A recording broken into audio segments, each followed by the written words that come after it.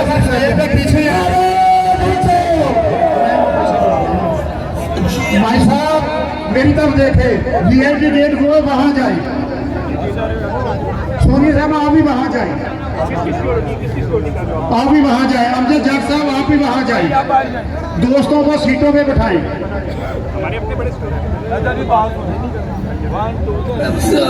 Pakistan People's Party. भाई साहब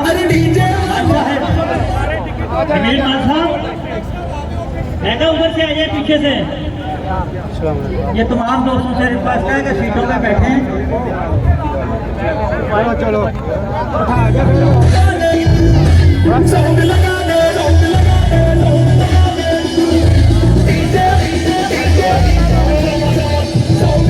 एक मिनट, ये मैं पंजाब के तमाम दोस्तों से रिक्वेस्ट करता हूँ कि सिक्योरिटी वालों से बदतमीजी कोई ना करे, वरना अगर सिक्योरिटी वालों ने कुछ कहा तो हम जिम्मेदार नहीं होंगे फिर।